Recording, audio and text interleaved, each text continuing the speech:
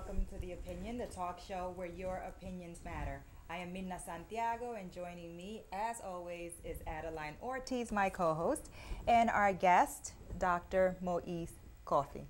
Welcome. Thank you very much for this opportunity. You're welcome. Well, before we get into today's topic, we want to give you a little bit of viewer feedback. We want to give a special shout out to Ariana from the Bronx, who posted a comment on our website and told us how much she loves us, and particularly the lightning round, which always gets her all riled up. So keep the comments coming. We love it. Okay. Thank you, Ariana. Today's topic is whether or not the lack of educational advancement by minorities in this country is a systemic failure or a cultural division. What do you think, Mirna M? Well, I have to say, speaking from firsthand experience, that it's a cultural divide. I don't think it's a problem for the system to fix at all. I think it's something that we need to address at home as minorities. We need to start telling our children to become more proactive with their education. We need to start modeling education by either going to school ourselves or getting continuing education if we've already gone to college. And that's something that it's not for the system to do at all. So I would say cultural divide. Okay. Well, I think it is something for the system to do. Certainly, the educational process begins at home. But then again, I've never met a parent who didn't want their child to succeed at school, really. And I think that most parents, if not all parents, do want their children to do well in school, but they sometimes lack the ability or the resources or the language. There are a variety of factors and reasons why a parent may not be able to be as proactively involved in a child's education as they might want to be. So I think that, yes, while it begins at home, it's a systemic issue. It's something that has to be addressed by government, by school administration, and that has to continue just the same way we all expect to receive professional development training in our workplace, where we have to spend 8 to 10 hours a day. We should have the same demand of our children's teachers and the school principals, the school administration, to be as proactively involved in promoting that child and helping them to identify their strengths and to set goals and things like that. It does rest on the system. Dr. Koffi. Well, it's hard for me to blame the system. I believe that the problem is mostly a cultural divide. In my role as educator, it is my responsibility, my duty, to help the system to provide quality education to minorities. As a program director with 10 years of experience working with the Pareto Access program, what I can say is to urge parents, teachers, counselors to take advantage of these opportunities out there for their education. So I believe that it's a cultural divide. And for instance, Pareto Access is a pre-college, pre-engineering program created at Hostos Community College to increase the number of minority graduates in math and science. The program was put together by NASA. So it's so successful that the program received in 1997 a Presidential Award of Excellence in Math and Science. And so far, we have served more than 3,000 students in this program. So opportunities are out there, and I think that it's a cultural issue. It's a cultural issue. Well, I think what Moise may be saying, and he's actually sort of created a bridge between what I'm saying and what you're saying, because what he's done is he's described this program at Hostos Community College, which is really the system. And so, but what I'm trying to say is that, and when I said before that I speak from personal experience, I'm not even a first-generation American. I came here from Honduras when I was 5. And the thing with my parents was that they were coming from a country that didn't have the higher education opportunity programs. They didn't have scholarships. They didn't have welfare. They didn't have public assistance. They didn't have a whole bunch of other things. They basically didn't even have schools beyond 6th grade unless you were willing to pay for it. And when my parents got here, they were like, oh my God, there's so much opportunity. Let's encourage our kids. And my parents, absolutely, they worked 2 and 3 jobs, and they were rarely home. We were latchkey kids. But one thing that they told us was, you have to get an education. You know, you're not going to come to the United States and not take advantage of the education of the public school system, of, you know, the school systems that are here, of the public libraries and that sort of thing. But when I talk about the cultural divide, my siblings and I, there were 4 of us, we got followed every day. you know, to and from school by the kids in the neighborhood. They called us the white black kids because we went to the library instead of hanging out in the parks. So there's a cultural divide where our culture, both Latinos and I don't even take it away from the Latinos, but both Latinos and blacks, we have this culture right now that does not value in education. And if the culture does not value in education, the system is not going to fix it for you. As they say, you can lead a horse to water, but you cannot make it drink. Well, I don't know that I would generalize for minorities that way. I can appreciate some of what you're saying, and I guess to some extent I'm also a white-black kid because I can understand. Again, yes, you have your parents who are saying, okay, go to school, we want you to get an education, but what happens when you come home with, you know, 6th grade algebra, you know, or trigonometry, and the things start getting tough? They can't help you with that stuff for the most part. It doesn't mean they don't want you to succeed, it's just that they themselves haven't done it, and they can't help you to succeed. With respect to there being some minorities who are of the mind frame that are sort of that crabs in the barrel mentality, absolutely, that exists too. And sometimes even within your own family, if you are a first-generation student who's decided to go on and, God forbid, graduate from high school and attend college and go on ahead to professional school, because I've seen it and I've experienced it, and you become the, oh, well, you know, who do you think you are because I speak proper English? I'm sorry. Now I'm actually offending people by getting an education, and the people who are most offended by it are the minorities themselves who are saying, well, who do you think you are? You know, what makes you so special because, you know, you're going to college now, you think you know everything. Well, aside from the fact that I do know everything, and the world should just really come to accept that, like once and for all, you know, it is a very narrow and limited mentality, but it is also a limited percentage of a minority groups. I think that it would be wrong to generalize and say that that's a, you know, cultural division there. But I think part of the problem, though, that you're focusing on, that you're saying this is a national problem. So it's a cultural. It is. It goes to the culture. It's a cultural issue. If you have a problem that's affecting only one culture, or in this case, a group, the minorities, then you have to admit that there's a cultural divide there. So, you know, I know you are trying at least to work on that with your Latino Academic Success Consultants, your company. Absolutely. But are you also going to now address this whole subcultural issue within your company? I would love to. And in fact, the primary reason that I formed my company, Latino Academic Success Consultants, is to address this achievement gap in minority students, and particularly in Hispanic students, because yes, while there are some cultural factors that play a role, socioeconomic, language barriers, play a role in Hispanic students' inability to sort of make it to the finish line, it's not just a cultural issue. I mean, this is America. This is a melting pot, okay? We have people here from all over the world, and their culture is not interfering with them getting the services that they need and moving on to the next level and graduating from high school and college and so on. But that's not the case when it comes to Hispanics and to African Americans. The Hispanics still have a nearly 30% dropout rate from high school. Yeah. It's insane, okay? Insane. African Americans, you know, 10–15% dropout rate. It's unacceptable, and I think that school administration and the government have just all come to accept this sort of failure as a given and say, okay, well, you know, that's what it is, and there's nothing we can do about it, and you know, we're going to throw up our hands, and we're just not going to address this anymore. We kind of just accept that this is going to be the welfare population or entry-level McDonald's, you know, working employees, you know, of our future.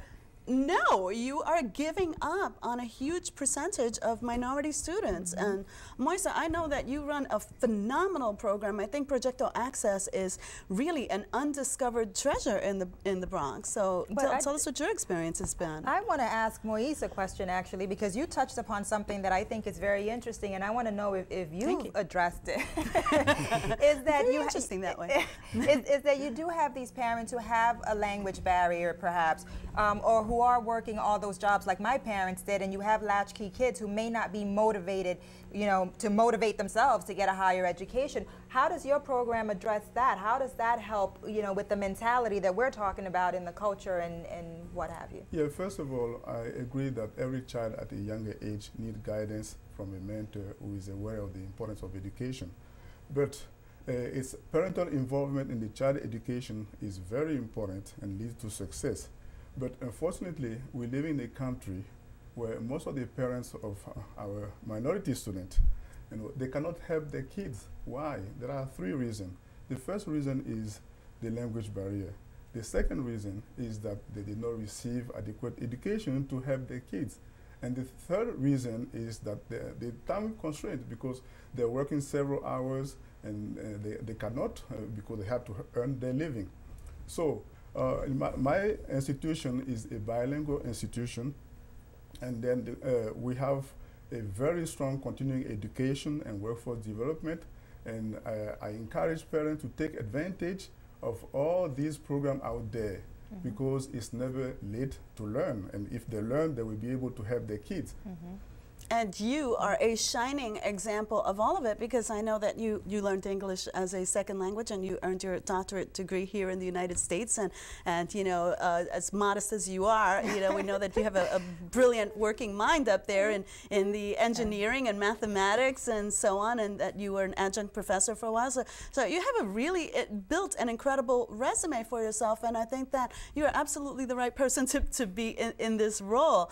I was so excited when I learned about Projecto Access and what you're doing for the community, and the fact that you're based over there in the sort of South Bronx area, and that, you know, this is the pool of students that you're recruiting from and that attend your program, and that you have several success stories. I mean, I was thrilled to see that NASA was funding it when it began, and very disappointed that NASA actually no longer funds it. So wherever you are, NASA, you really need to come back and continue to fund this program, because it truly is unbelievable. But here's the thing. You have companies, I mean, you have countries like North Korea now, who are seeking out the best talent in the world in the science, technology, engineering, mathematics, to build their nuclear arms and, you know, make them so that they can reach us here in the United States, okay? And you have this 30-year-old, you know, leader over there who is saying, okay, I want the best and the brightest in the world for nothing but this purpose, because I need to destroy America. Right? Yeah. And he's doing that. And in addition to that, you have how many hundreds of American companies outsourcing jobs to China, to India, to Poland, high technology jobs. Right now, as we speak, the Department of Homeland Security is receiving applications from American companies like Google, Apple, Microsoft, seeking petitions for 85,000 jobs per year, okay, to get work immigration visas for professionals to come into the United States. These are our jobs, people. These are our jobs. 85,000 immigration visas are given out every single year to foreign citizens to come in and do high-tech jobs in America. While here in America, we are ignoring 30% of our Hispanic students who are dropping out of high school, 15% of African Americans, another, you know, 5 to 10% in the white population. At what point? Who is going to take control of the situation? The companies aren't going to do it. The private sector doesn't care. But the government's not doing it. But then it goes back again to those people. They have to take personal responsibility for that. The government cannot. The schools are there. The public schools are there. There are private schools that are there. The teachers are there. There are tutors that are there. There are guidance counselors. Those schools are set up. If we are not seeking out that information, if we have no interest in getting those jobs and getting a higher education, the government cannot do it for us. And that's really what the point is, where I'm talking about this cultural divide, where I'm talking about these people, these kids who are dropping out. You know, they know what's there. I'm sure from the time you enter pre-K now, because a lot of kids go to pre-K, it's not even kindergarten anymore, you hear about colleges and you hear about the applications and you hear about the SATs. Why aren't the kids doing it? Because we in our culture, we're glorifying Lil Wayne and whoever else is playing basketball, right? The people who are playing baseball and what have you, instead of saying get an education. We're not saying, even though there's Barack Obama in the White House now, we're not saying be a Barack Obama, because that would be too hard. You know, you actually have to work to be a Barack Obama. You know, it's much easier to go out and play basketball. It's much easier to sit on the corner and rap, and hopefully Jay-Z will swing by and discover you. Honestly, and I'm being, you know, really blunt. And when you do have somebody who wants to go to school, who wants to educate themselves, then you get bullied. You do get called a white black people. Why are you speaking like that? Well, you know, I just don't feel like speaking in Ebonics today, if that's okay with you. I mean, you know, so we have a cultural issue that needs to be addressed, and it starts at home. It starts with the parents. Moise? Yeah, I believe that the problem of minorities is that they need to be inspired by a guest speaker or a role model. And I can share with you my personal story of success. My parents never attended school. I came to this country with a family of 4 and with a language barrier. And I started my life in the Bronx, working several hours in low-income jobs. And the problem is, I was kind of struggling there. But it's very important, and I think that only knowledge and education helped me fight poverty and improve the quality of my life today. So, to quote Mr. Earl Shorris, the founder of the Clementi course in the humanities, he said that knowing is better than not knowing. So with the pursuit with undergraduate and graduate studies, I was able to work very hard and become the director of this successful program at Hostos Community College. And also maintaining balance between family, work, and research, I was able to complete my doctorate degree in mechanical engineering. So that to say that minority can achieve at the highest level of their abilities because opportunities are there and it's up to them to seek them and to use them. Absolutely. Absolutely. And you know, the future of America really relies on this government and the schools and administration and even the private sector really investing. This is an investment in human capital. I mean, is what it is. This is an investment in the future. These are the people who are going to become, you know, the doctorates of mechanical engineering, who are going to earn good incomes, who are going to contribute towards our Social Security programs when we retire so that that money is available. We can't continue to turn our backs on this entire population of people. It's America's responsibility, it's a system, it's government's responsibility to develop all of its people to their full potential, and not just say, well, we can't communicate with them, you know, that we have this sort of language barrier and we can't communicate with the parents, and so we're just going to ignore, you know, Jose, who doesn't speak English very well and whose parent doesn't speak any English, even though he may be. He may be the next engineer, the next scientist, the next lawyer, doctor. It doesn't matter what his potential is. We are going to ignore him because we can't reach him. We can't communicate with him. We can't communicate with his parents. So what would you suggest then be done? Because, you know, there certainly are certain programs in place. I know I was speaking to the principal over at Matthew Patterson Elementary School not too long ago, and he said, we have programs in place. We have programs for the kids who are struggling with reading. We have programs for the children with the language barriers. And it seems to me that the schools genuinely get it. They generally get what it is that they need to provide to those kids, but there is a hump there. So how do you get over that hump? They don't get it enough. They don't get it enough. What it is sure, I think that educators want their children to succeed, but it's also very easy to ignore that kid who doesn't speak the language. And if you don't speak the language, it's very easy to just kind of let him, you know, fall off to the side. If he doesn't get your math lesson that day, your social studies lesson, oh, well, I'm sorry, I can't wait for you. I have to keep moving forward with the lesson. You need more minorities in education, in the education system. The Department of Education has to start recruiting more educators who are minorities themselves, who can relate to these children, who can reach these children, who can speak their language, whatever that language is, whether it is, you know, Spanish or Albanian or something else, you know, you need educators who can reach all children in their language and help them to succeed. You have to have higher expectation of those children. It's not, you cannot just continue to accept failure and to say, oh well, and throw up your hands. You know, I can't reach this kid. He doesn't understand me, and I can't communicate with their parents, so we'll just forget about him. You can't. You can't continue to ignore it. Our companies are giving away jobs. Other countries are recruiting the best talent in the world, and they're looking to hurt us with that talent. Okay, the Immigration Department is giving away those work visas, 85,000 jobs per year. They're taking from us to give to foreign nationals. We can't accept that anymore. I think President Barack Obama has actually started that sort of dialogue that you're having right now in with respect to at least the tech jobs that are being outsourced to India. Sure. And he's starting to say that we need to start training our kids in elementary school and high school to be able to fill those positions, because like he says, and I agree, not everyone in our culture and in our community believes in going to college. Even with scholarships and what have you, there may be out-of-pocket expenses that they simply can't afford. So like he says, you know, when you have a family that is struggling just to make ends meet, when you have a family that can barely put food on the table, they're relying on food stamps and what have you, to ask them to go now and take 4 years or 6 years or 7 years additional of college, it might not be the right thing to do. It may not be feasible for that family. So like he says, if we start training our kids younger for the jobs that are available already today, then maybe you can start cutting down on the need for college as much, because again, not everybody is cut out for college and not everybody can do it. So Absolutely.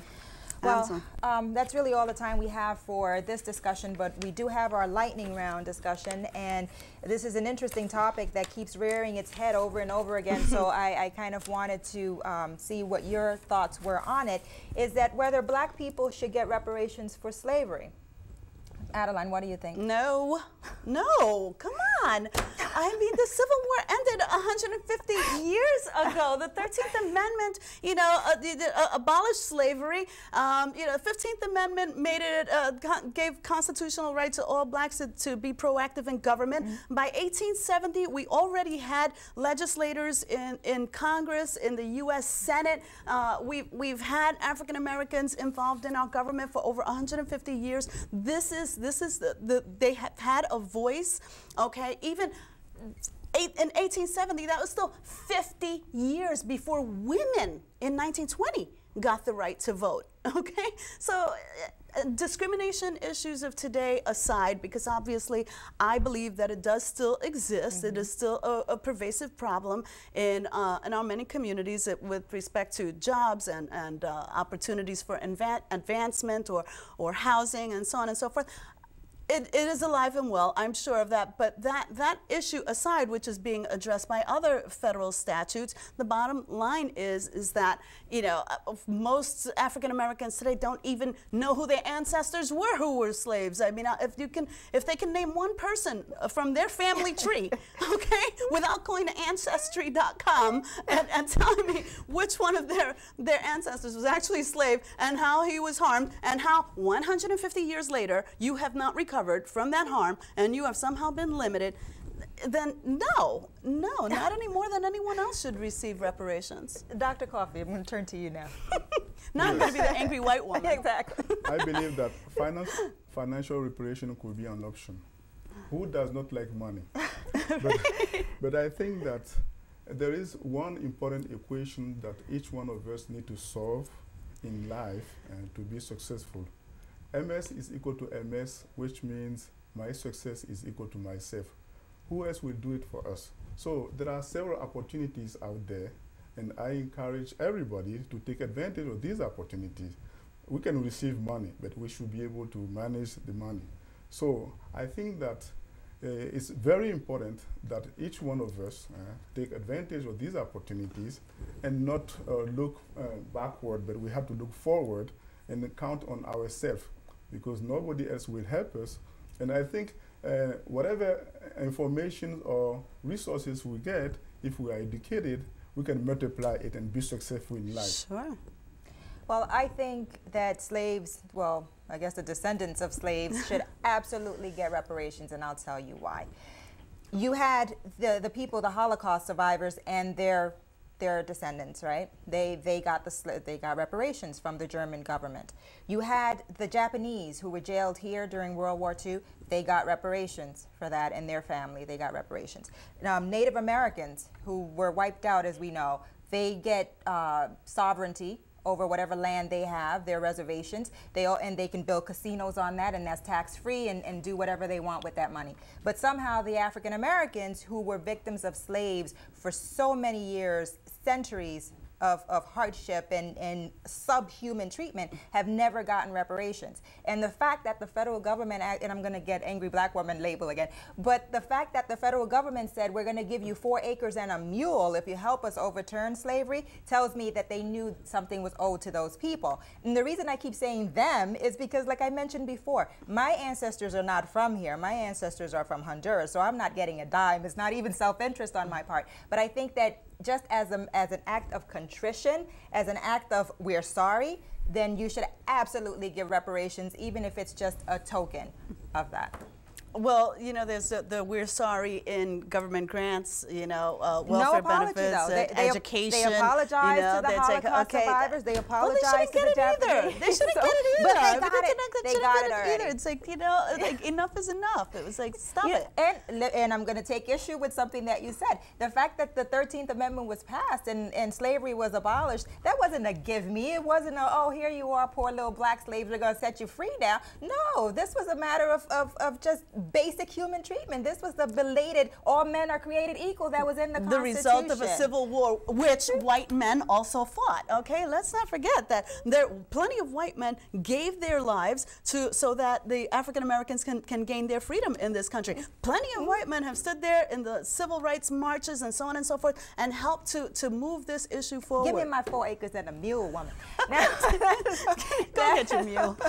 That is all the time that we have for The Opinion. Thank you so much, everyone out there, for watching. Please keep sending us your opinions, your thoughts, your comments. We love to hear from you.